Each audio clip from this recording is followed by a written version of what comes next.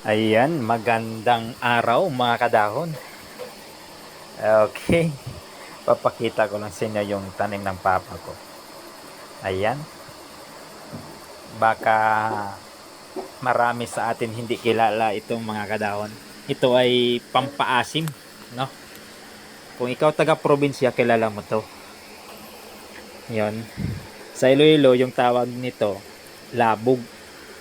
Ayan, pampaasim. Ito ay nilalagay sa nilulutong sinabawang isda. Napakasarap nito mga kadahon, no?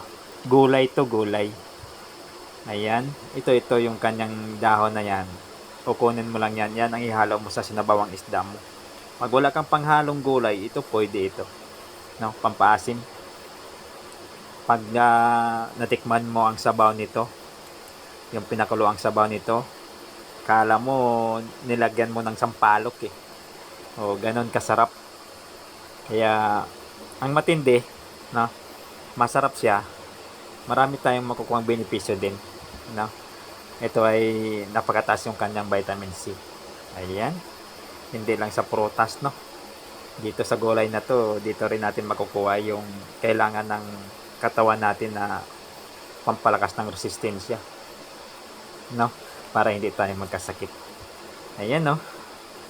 Napakasarap nito mga kadahon. Taga-probinsya lang ang nakakakilala nito. Ayan. Okay. Kasi doon sa probinsya, pag wala kang pampaasim, sampalok o batuan man, ito yung kinukuha nila.